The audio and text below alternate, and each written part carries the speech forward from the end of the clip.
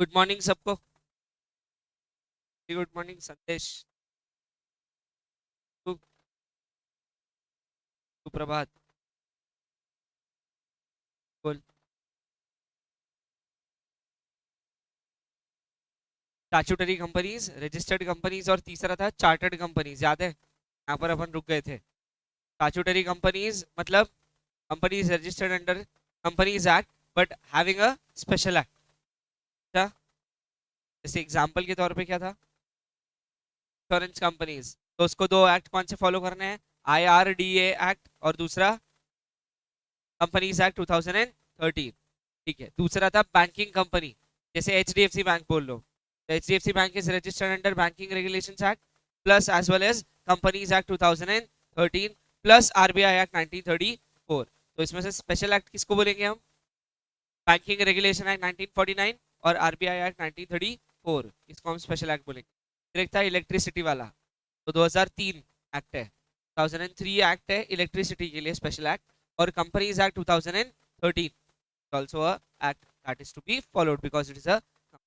तो ये जो जितने भी एग्जांपल्स थे वो थे सारे स्टैट्यूटरी कंपनी के, क्या के थे? अगर शॉर्टकट है स्टैट्यूटरी कंपनी को, तो वो है कि it has to follow two acts. One is special act और दूसरा कंपनीज एक्ट। ठीक है। चार्टर्ड कंपनीज के बारे में इतना कुछ ज्यादा खास है नहीं अपने को, और ना पूछा जाता है, तो चार्टर्ड कंपनी नहीं जा रहे। दूसरा, रजिस्टर्ड। रजिस्टर्ड कंपनीज में सबसे पहले अपन ने क्या देखा था? On the basis of liability वाली चीजें देखी थी, याद है? तीन कंपनीज थी। एक था section 2 subsection 22, section 2 subsection 21, section 2 subsection 92। ये तीन सेक्शंस। पहला वाला था limited by shares, limited by guarantee, unlimited liability company. Unlimited liability company, limited by guarantee और limited by shares. Section repeat करो, सेक्शन 2 सबसेक्शन 22 पहला ये था, that is company limited by shares. दूसरा सेक्शन 2 सबसेक्शन 20 क्या है? Limited by guarantee. और third number पे आता section 2 subsection 92 that is unlimited liability. ठीक है, इसमें मेंबर की लाइबिलिटी कितनी है? पर liability equal to limited up to the amount of amount unpaid, directly limited up to the amount unpaid. Unpaid मतलब जो कॉल किया हुआ है मगर अभी तक पे नहीं किया, मतलब वो कॉल्स इन एरर बोल सकते हैं, arrear sorry, calls in arrear. समझता ना? सारे डिटेल में नहीं। तो मेंबर्स लाइबिलिटी इज लिमिटेड, ये याद रखना। Limited up to the amount on of unpaid, limited up to the amount unpaid on shares. Unpaid that is calls in arrear, मतलब कॉल कर लिया लेकिन अभी तक के पेमेंट आया नहीं है। फिर उसके बाद में लिमिटेड बाय गारंटी। गारंटी में क्या होता? उस पर्टिकुलर पर्सन ने कंपनी की गारंटी ली है up to a certain amount, तो उसकी लाइबिलिटी कैसी है? लिमिटेड। ये याद रखना, लाइबिलिटी लिमिटेड है, लेकिन लिमिटेड कितनी है? Up to amount guaranteed, up to the amount. मतलब अगर उस पर्सन ने मेंबरशिप लेते वक्त बोला था कि मैं 2 लाख रुपए की गारंटी लेता हूं, तो उसकी लाइबिलिटी कितनी रहेंगी? Maximum up to rupees 2 lakhs। Maximum up to rupees, याद रहेगा क्या? ठीक है। और ये लाइबिलिटी अराइज कब होती है? At the time of winding up. मगर इसमें क्लॉज बताया था मैंने कि अगर इस मेंबर ने मेंबरशिप छोड़ दिया, अगर इस लिमिटेड बाय गारंटी वाले मेंबर ने मेंबरशिप छोड़ दी, membership is left within a year of company's liquidation। इस स्टेटमेंट का मीनिंग बताओ पहले मेरे।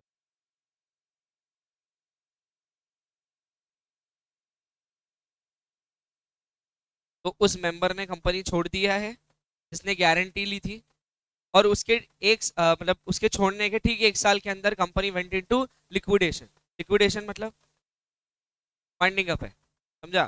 तो ऐसे केस में ये मेंबरशिप छोड़ने वाले को लायबल ठहराया जा सकता, ठहराया क्या, ये याद रखना। अब तीसरा, unlimited liability company, ULC, unlimited liability company. यहां पर उस मेंबर ने अमाउंट नहीं बताया, amount is not specified, amount is not certain, मतलब यहां पर लाइबिलिटी ली गई एक अनसर्टेन अमाउंट के लिए। इसका मतलब लाइबिलिटी ली गई up to the amount that is to be paid by the company. जब अनलिमिटेड लाइबिलिटी का मतलब ये हो गया कि जितनी आखिर में कंपनी की लाइबिलिटी बचेंगी उतनी ही लाइबिलिटीज मेंबर की भी होंगी। जितनी लाइबिलिटी आखिर में कंपनी के ऊपर बचेंगी उतनी की पूरी लाइबिलिटी इसको पे करना पड़ेगा। क्या एक चीज क्लियर कर लेते कि लाइबिलिटी मतलब क्या होता, या फिर बोलो लाइबिलिटी कैलकुलेट करते वक्त या पे करते वक्त क्या क्या चीजें आएंगी। तो लाइबिलिटी का पूरा हिस्सा, लाइबिलिटीज का पूरा हिस्सा लाइबिलिटी एक्चुअली कहलाएगा at the time of winding up. मतलब क्या, हम जब एक्चुअल गोइंग कंसर्न होते हैं, मतलब कंपनी चला रहे हैं, बिजनेस चल रहा है, तब हम शेयर कैपिटल को लाइबिलिटी ट्रीट नहीं करते एक्चुअली। क्या गया, जब हम कंपनी रन कर रहे हैं, बिजनेस अभी भी चल रहा है, तब हम एक्चुअली इसको लाइबिलिटी ट्रीट नहीं करते। कौन से पार्ट को? शेयर कैपिटल को। फिर आता reserves and surplus. In short आप ऐसा बोल सकते हो कि नेटवर्थ वाले पार्ट को आप लाइबिलिटी ट्रीट नहीं करते हो, बट कब? जब कंपनी रन कर रहे तब, मतलब जब कंपनी चल रही है तब। लेकिन जैसी कंपनी वाइंडिंग अप के प्रोसेस में आ जाती, तब लिक्विडेशन में आ जाती, तो ये जो शेयर कैपिटल का हिस्सा है ये भी कंपनी के लिए लाइबिलिटी बन जाता। द रिजर्व्स एंड सरप्लस नहीं बनता, नहीं, क्योंकि रिजर्व्स एंड सरप्लस कंपनी का एक्चुअल सेविंग्स है जो कि कंपनी का ही है, तो ये कंपनी के लिए लाइबिलिटी नहीं। लाइबिलिटी कंपनी के लिए बनती शेयर कैपिटल, और फिर तो बाकी की करंट लाइबिलिटीज है ही। तो कुल मिलाकर कंपनी को शेयर कैपिटल भी लौटाना होता है और करंट लाइबिलिटी। लेकिन हम बात कर रहे हैं कंपनी के बैलेंस शीट, तो यहां पर ये जो शेयर कैपिटल वाली लाइबिलिटी है ये कंपल्सरीली पेएबल नहीं है। क्या बोला मैंने? पूरी की पूरी लाइबिलिटी कंपल्सरीली पेएबल क्यों? वो रिस्क बेयरर्स है, आखिर में कुछ बचेगा तो मिलेगा, नहीं बचेगा तो नहीं मिलेगा। याद है, आखिर में अगर कंपनी में कुछ बचा, सरप्लस बचा, रिजर्व्स बचे, कुछ तो बचा, तो वो उनको मिलेंगे। लेकिन अगर आखिर में सारी लाइबिलिटीज पे करने के बाद में अगर कुछ भी नहीं बचता तो शेयर कैपिटल को कुछ भी नहीं मिलता। लेकिन पूरी कोशिश की जाती कि उनको कुछ ना कुछ। एक और चीज,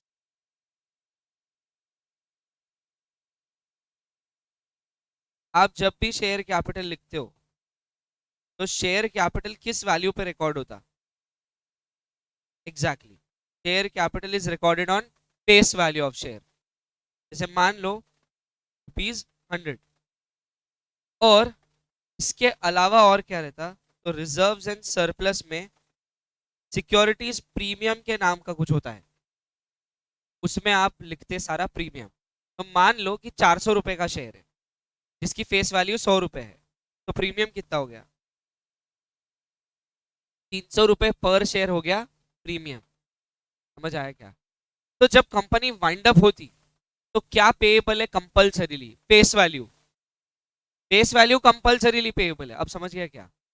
हाँ, प्रीमियम का पैसा मिल भी सकता और नहीं भी मिल सकता, इसकी कोई गारंटी, क्योंकि equity shares and preference shares are risk takers, कि उन्होंने शेयर बाय करते वक्त ही रिस्क ले लिया। तो ये कंपनी की कोई थर्ड पार्टी लाइबिलिटी नहीं है जो even in the event of losses भी पेएबल होगा, नहीं होगा। अच्छा, सिर्फ और सिर्फ प्रॉफिट्स के वक्त ही पेएबल होगा। लेकिन अगर कुछ कंपलसरी ठहराना है तो यस, फेस वैल्यू का amount is compulsory, face value का अमाउंट कंपल्सरीली पेबल होता है। सिक्योरिटीज प्रीमियम का अमाउंट कंपल्सरीली पेबल। ये थोड़ा एक्स्ट्रा नॉलेज, ताकि हमको ये पढ़ने की कोई ज़रूरत नहीं थी, बट स्टिल चैप्टर है तुम्हारे पास।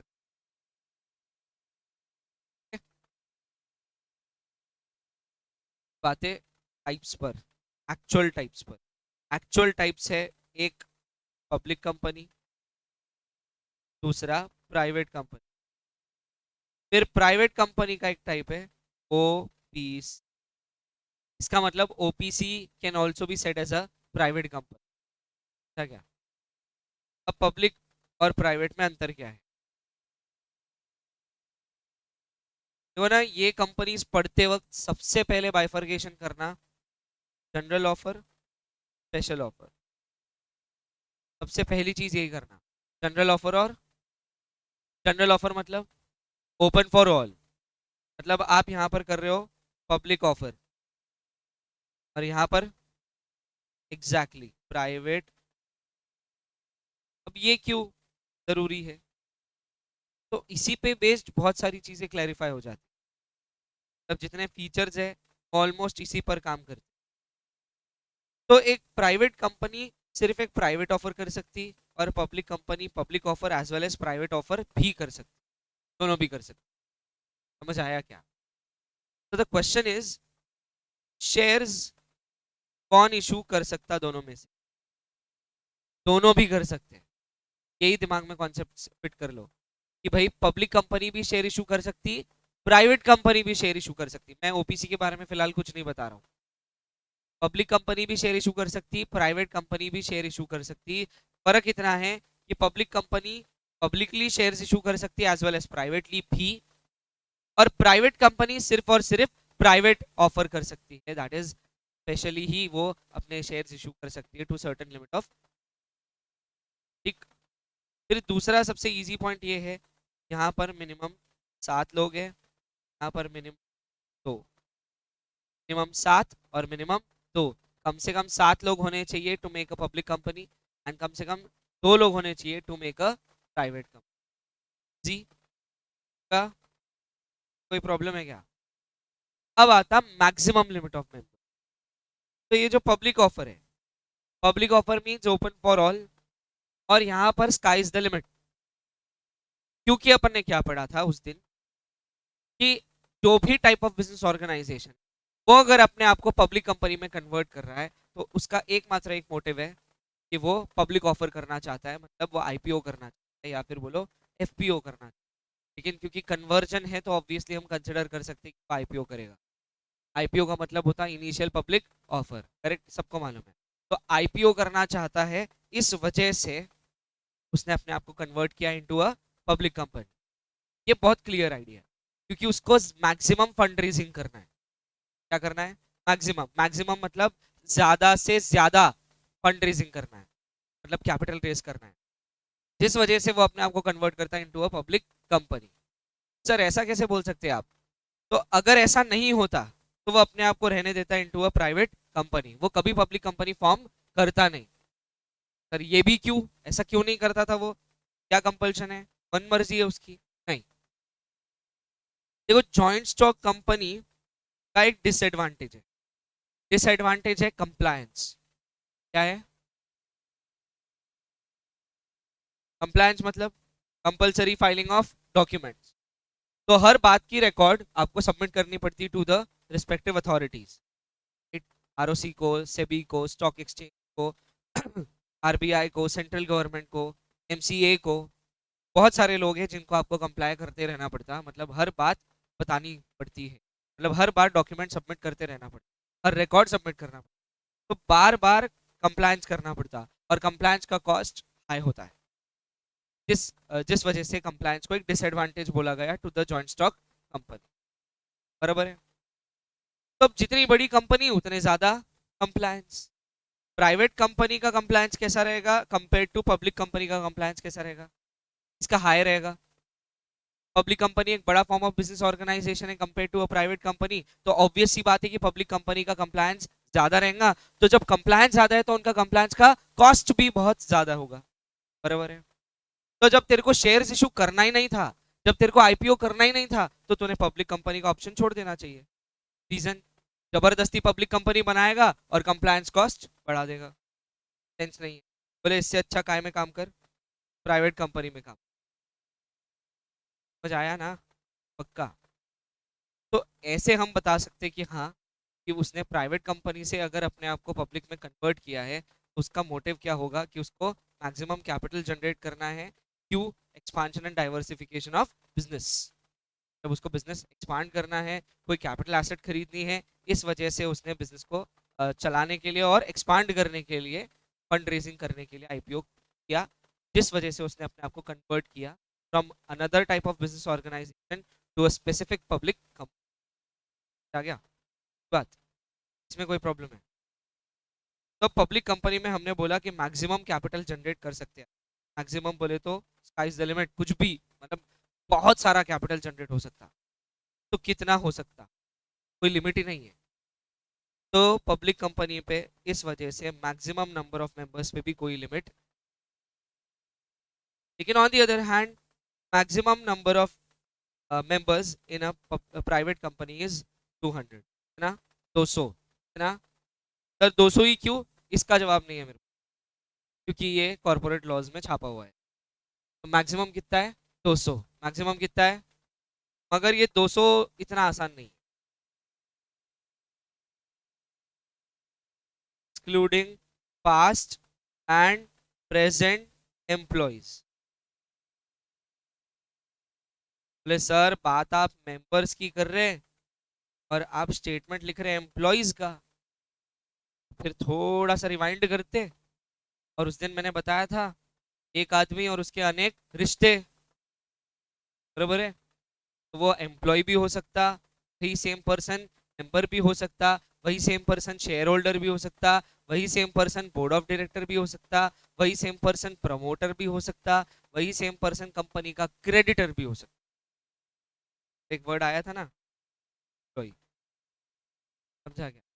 और एक रीजन है, एक प्रोविजन है कंपनीज एक्ट में जिसको बोलते हैं इसॉप या इसॉस, एम्प्लॉय स्टॉक ऑप्शन प्लान और एम्प्लॉय स्टॉक ऑप्शन स्कीम, जहां पर कंपनी एम्प्लॉयज को भी शेयर होल्डर बना ले, पर कंपनी एम्प्लॉयज को भी शेयर होल्डर बना ले। आया क्या? वो आया था तुम्हारे पास जॉब के लिए, तुमने उसको जॉब तो दिया ही दिया, एम्प्लॉय तो बनाया ही, साथ ही साथ बना दिया उसको कंपनी का member, that is share holder. अभी तो इसमें अपने को अगेन डिटेल में कुछ जाना है नहीं, जबरदस्ती इस पे बात करते नहीं। ये तो समझ गया कि एम्प्लॉय क्यों आया होगा यहाँ पर। तो एम्प्लॉय को जब शेयर होल्डिंग दिया है मतलब एम्प्लॉय भी क्या बन गया? मेंबर। एम्प्लॉय को शेयर होल्डर बनाया मतलब एम्प्लॉय क्या बन गया? मेंबर। चलो इसको पकड़ के रखना पॉइंट, स्टेटमेंट है, कंप्लीट करो स्टेटमेंट को।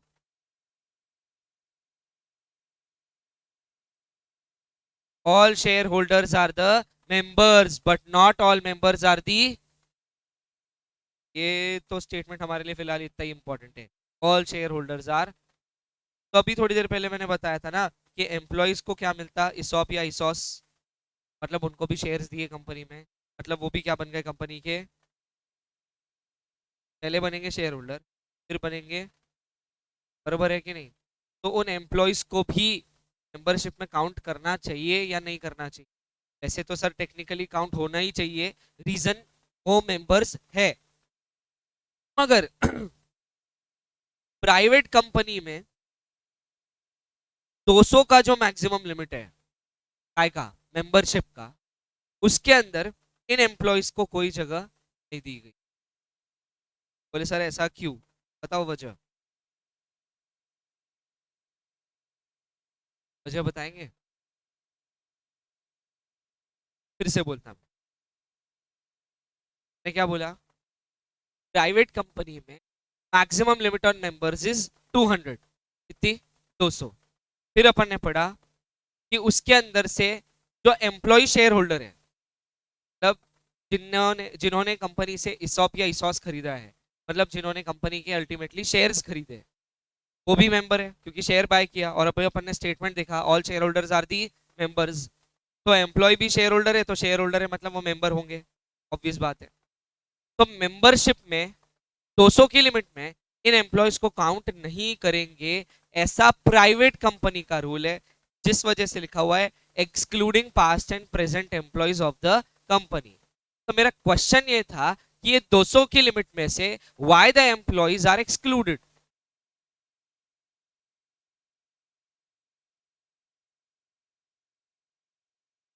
देखो, मेंबरशिप पे लिमिटेशन है प्राइवेट कंपनी में, कितना, ज्यादा से ज्यादा कितने मेंबर बना सकते हैं आप, कितने, जोर से बोलो, सोना नहीं है, मैक्सिमम कितने बना सकते हैं, जोर से बोलो। अब ये 200 लोगों में आपको पूरा कैपिटल जनरेट करना है तो कंपनी को रन करने के लिए, तो लिमिटेड है कैपिटल या अनलिमिटेड है कैपिटल, आप limited amount of capital he generate कर पाएंगे। बराबर है। फिर से, आप मेंबर क्यों बनाते हो, कैपिटल रेज करने के लिए, सिंपल लैंग्वेज में मेंबर क्यों बनाते हैं, कैपिटल रेज करने के लिए, राइट।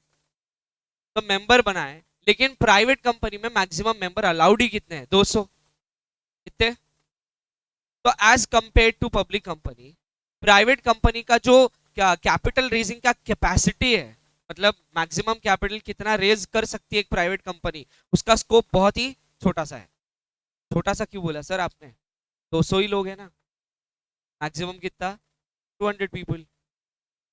तो अगर वो 200 में तुमने एम्प्लॉयज भी जोड़ दिए, और मान लो गलती से किसी प्राइवेट कंपनी में 50-60 एम्प्लॉयज है जिनको तुमने शेयर होल्डर भी बना दिया, तो तुम्हारे पास अब मेंबरशिप का क्राइटेरिया कितना बचेगा, 150 ही बचेगा। तब और ज्यादा तुमने अपना स्कोप ऑफ रेजिंग कैपिटल कम कर दिया।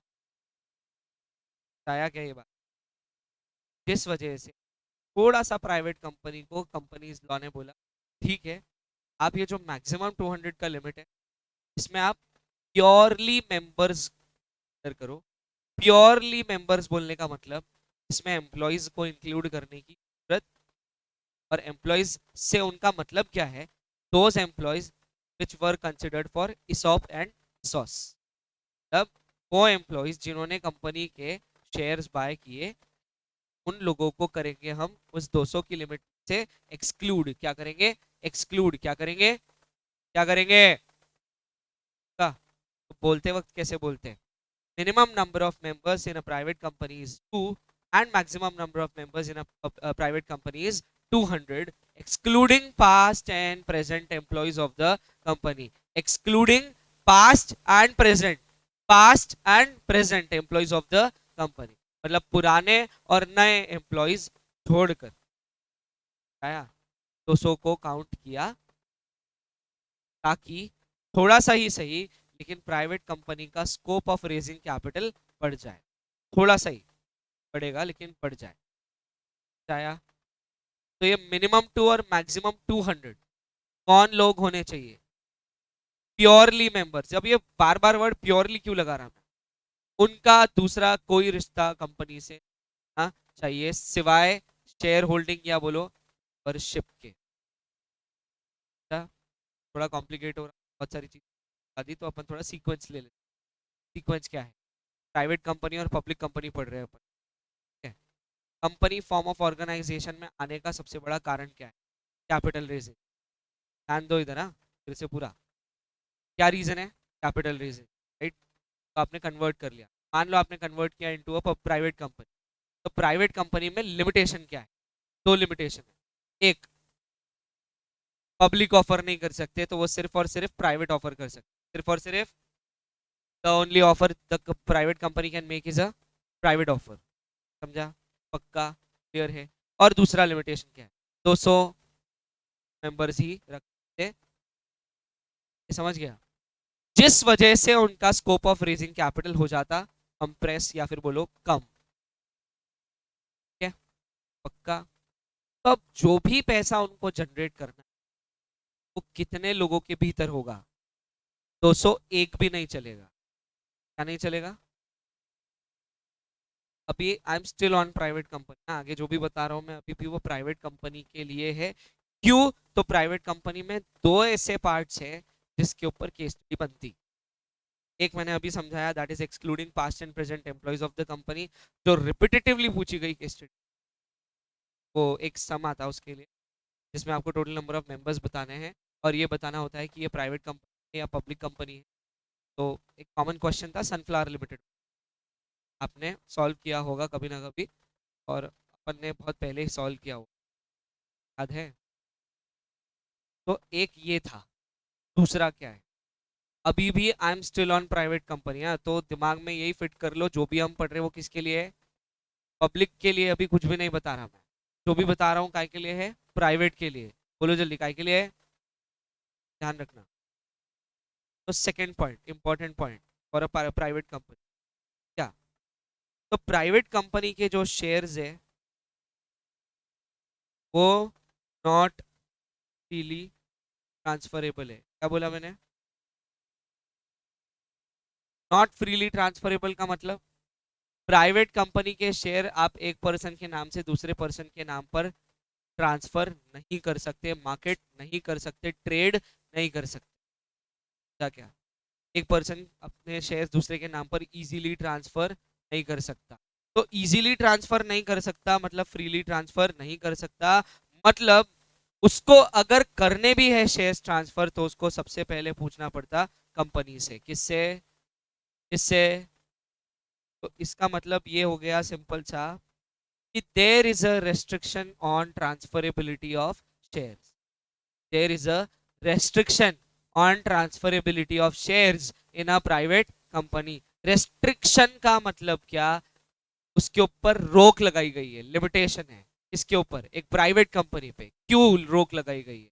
तो वो अपने शेयर्स फ्रीली ट्रांसफर नहीं कर सकते। क्यों नहीं कर सकते सर? अगर शेयर फ्रीली ट्रांसफरेबल हो गए, अगर शेयर्स फ्रीली ट्रांसफरेबल हो गए, ये पहली चीज।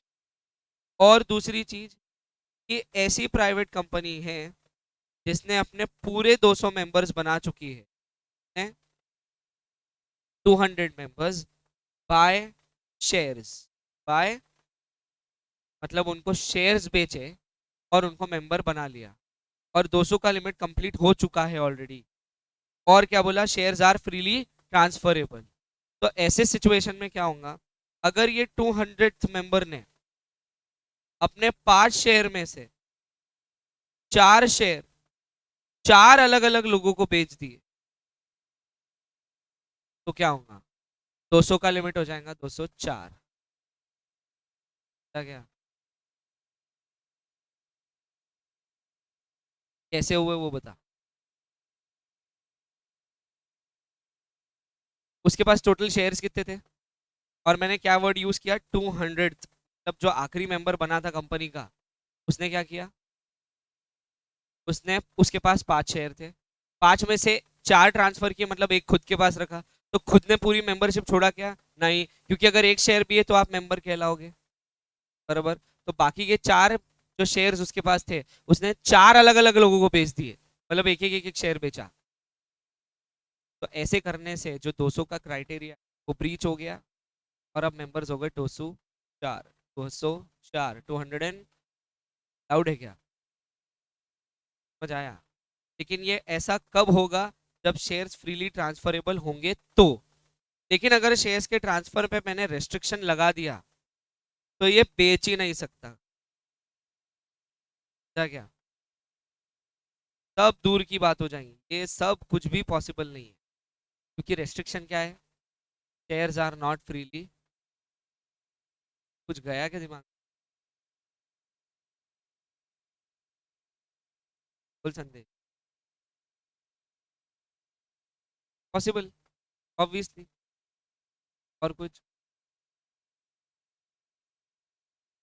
मेंबर्स में डायरेक्टर्स प्रमोटर्स, अगर वो मेंबर है तो, और मेंबरशिप उन्होंने कैसे ली होंगी? तो बाय बाइंग शेयर्स, तब होंगे काउंट। क्योंकि उन्होंने सिर्फ एम्प्लॉयज के लिए बोला है, जो बोला है एक्सक्लूजन सिर्फ एम्प्लॉयज का है। मतलब board of directors may be a part of membership, और अगर वो मेंबरशिप का पार्ट है उनको काउंट में लेना पड़ेगा। वो उसका अपन पूरा सम सॉल्व करेंगे वो। प्रॉब्लम इज, तुमको ये समझा क्या मैंने जो अभी सब बड़बड़ की? हाँ, मैंने 200 थी क्यों बोला? क्योंकि मतलब उस कंपनी ने अपने मैक्सिमम कैपेसिटी एक्सरसाइज कर ली। मैक्सिमम कैपेसिटी कितनी रहती है प्राइवेट कंपनी की? 200। मैक्सिमम कैपेसिटी कितनी है? 200। जैसे इस क्लास का मैक्सिमम कैपेसिटी है मान लो 52 स्टूडेंट्स, कितना? 52 बैठ सकते बोले। तो 52 के बाद में अगर एक भी अंदर आया तो क्या ब्रीच हो रहा? क्या ब्रीच हो रहा? मैक्सिमम कैपेसिटी ब्रीच हो जाएंगी, प्रॉब्लम आ जाएंगी, बराबर है कि नहीं? तो बस उसी तरीके से प्राइवेट कंपनी में मैक्सिमम कैपेसिटी कितनी है? 200। वो भी किसको एक्सक्लूड करके? एम्प्लॉयज को एक्सक्लूड करके। समझ आया क्या? कब? अब अगर वो 200 का लिमिट रीच कर लिया, आपने एक्सरसाइज कर लिया, तो उसके बाद में मेंबरशिप जनरेट करना पॉसिबल। समझ आया? इसको पढ़ते कैसे? आंसर सुन। तो पहला सवाल, क्या एक प्राइवेट कंपनी शेयर्स इशू कर सकती है? यस और नो? यस और नो? क्या एक प्राइवेट कंपनी शेयर्स इशू कर सकती है? यस और नो? पक्की बात? क्या एक private company privately shares issue कर सकती है? यस और नो? यस और नो? का अब नीलू तेरे से एक सवाल, क्या एक private company publicly share issue कर सकती है? कौन था वो? ने बोला बीच में।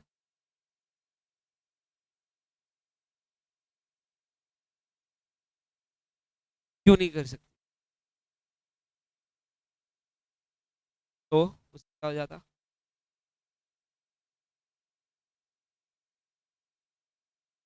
तो बोलना, क्लियर बोलना, जवाब देना आता तो। क्या राइट नहीं है इसको?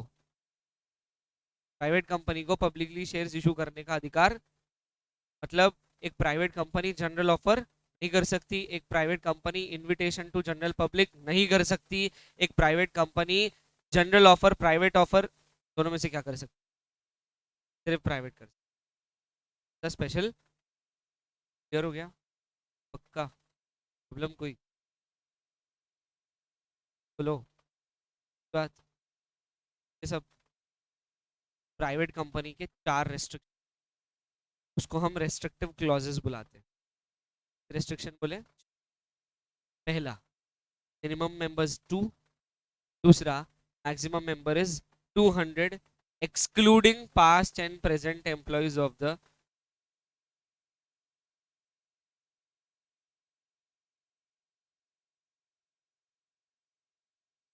मुंह धो क्या?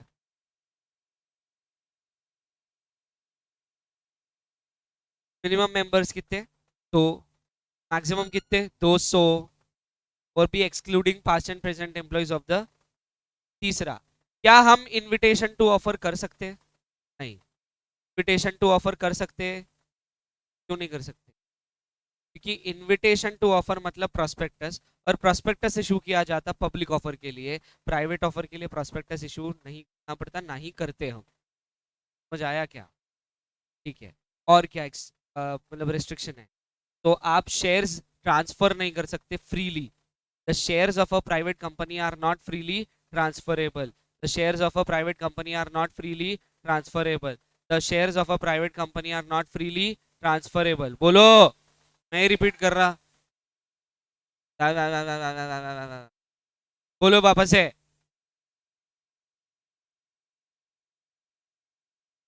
एक आवाज में बोलना है और नींद में नहीं बोलना है, फिर से बोलेंगे।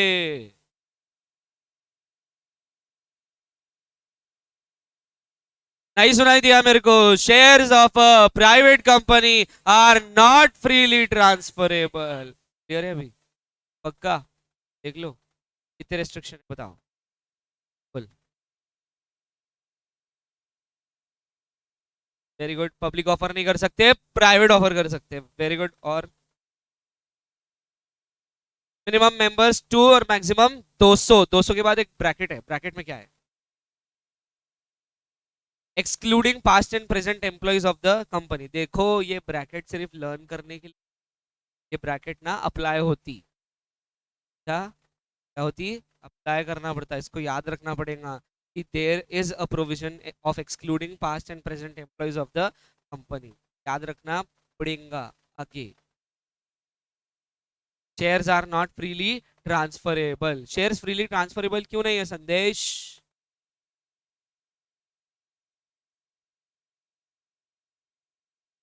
हाँ तो शेयर्स फ्रीली ट्रांसफरेबल होने से और मैक्सिमम 200 का क्या कनेक्शन है, ये पूछ रहा हूँ।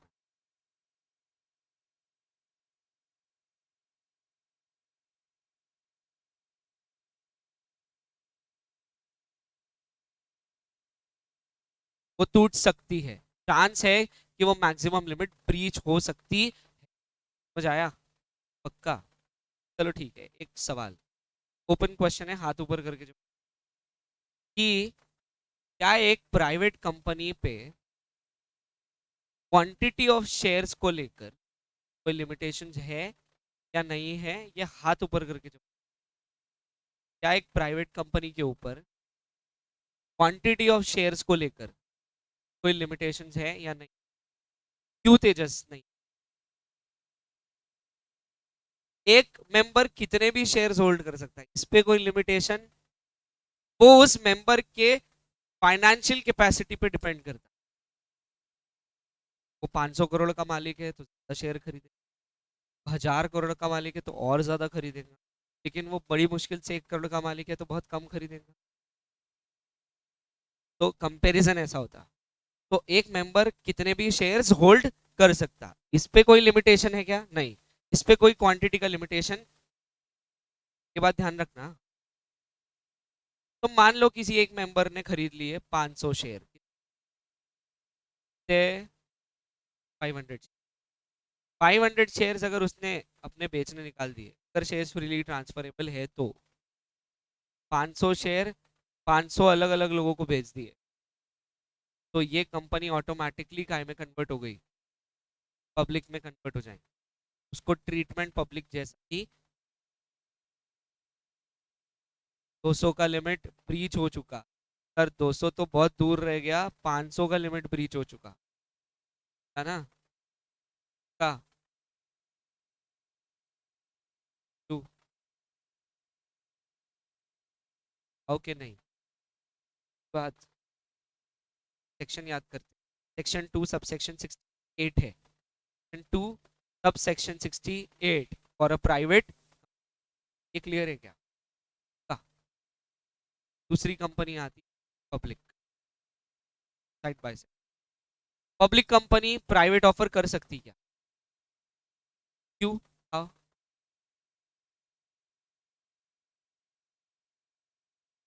जब एक कोई पर्सन पब्लिक ऑफर कर सकता तो प्राइवेट ऑफर करने में दिक्कत क्या है?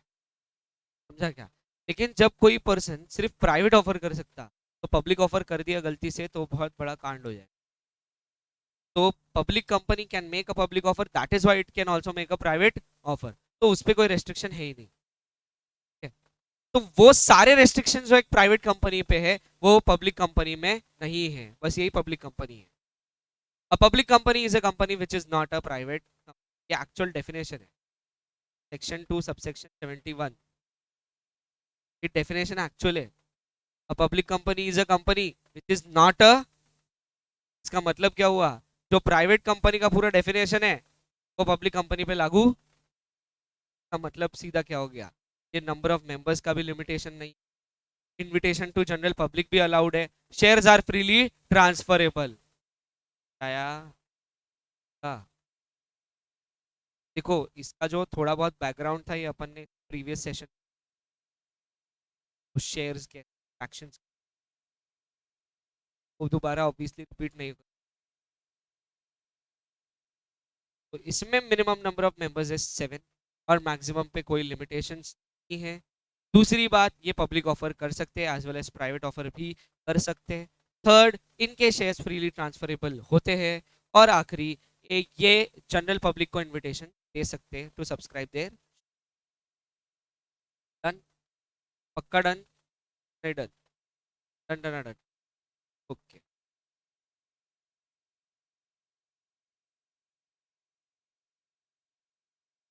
बोलो।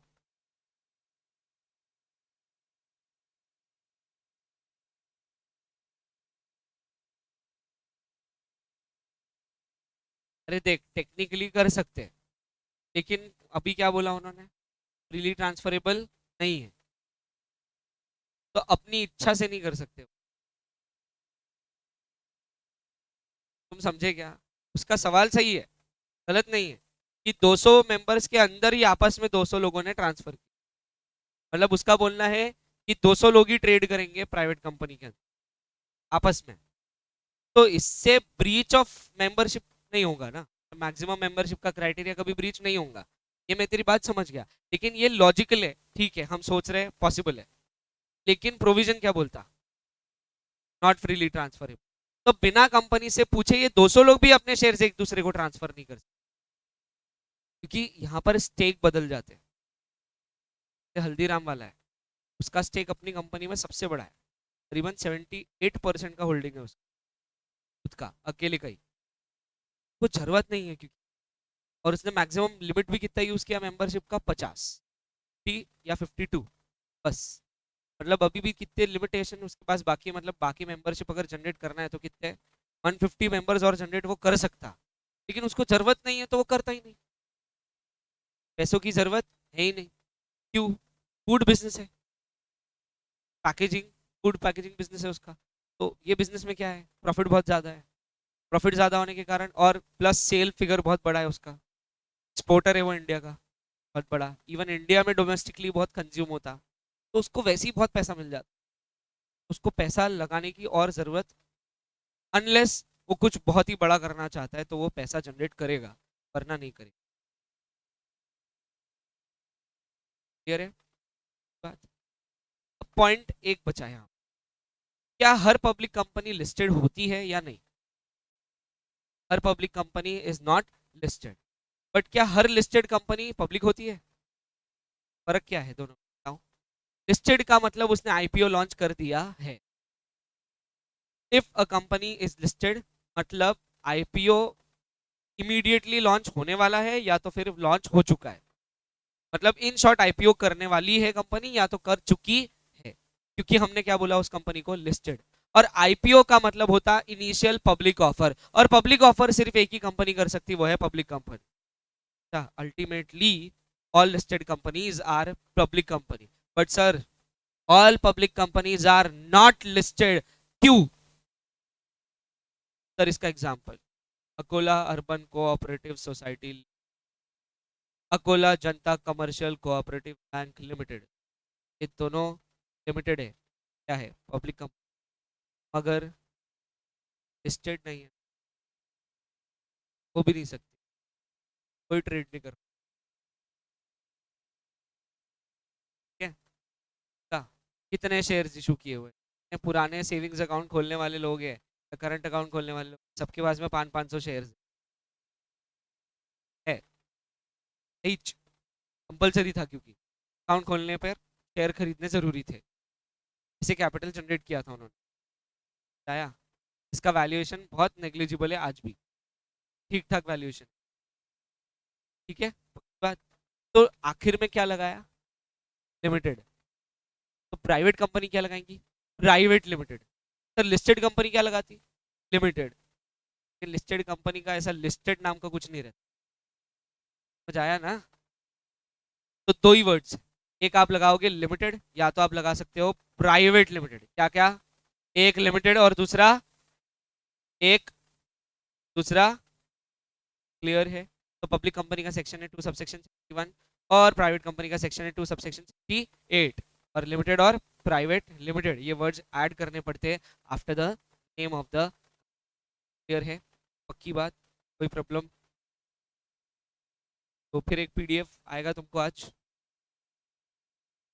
उसमें ना वो एग्जाम्पल है, स्टडी है, जो एक्सक्लूडिंग पास्ट एंड प्रेजेंट वाला प्रोविजन अप्लाई होता जहाँ पर, ठीक है? वो सॉल्व करके भेज दूंगा। क्यों? तो वो रिपीटेटिवली पूछा हुआ है, काफी बार आया है पेपर में, जब जितने अटेम्प्ट्स हुए हैं उसमें से आधे अटेम्प्ट्स में पूछा गया है, तो इम्पोर्टेंट तो है, वो करना जरूरी। क्लियर है? सेक्शन याद रहेंगे इन ऑल, अपन ने अभी तक कितने सेक्शन पढ़े कैसे?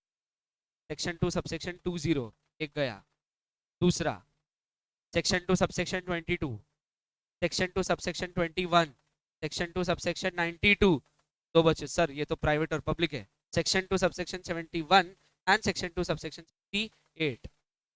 सर सेक्शन याद करने हैं, हाँ बिल्कुल याद करने हैं और याद हो भी जाते हैं, वो बहुत इजी सेक्शन है। रोज पूछेंगे, रोज लर्न कर लेंगे तो याद हो जाएंगे। योगा के याद किया ना, ये भी याद कर लेंगे, कॉन्ट्रैक्ट के भी याद कर लेंगे, हाँ बिल्कुल याद कर लेंगे। समझ आई बात, की बात। तो फिर यहाँ रोकना पड़ेगा।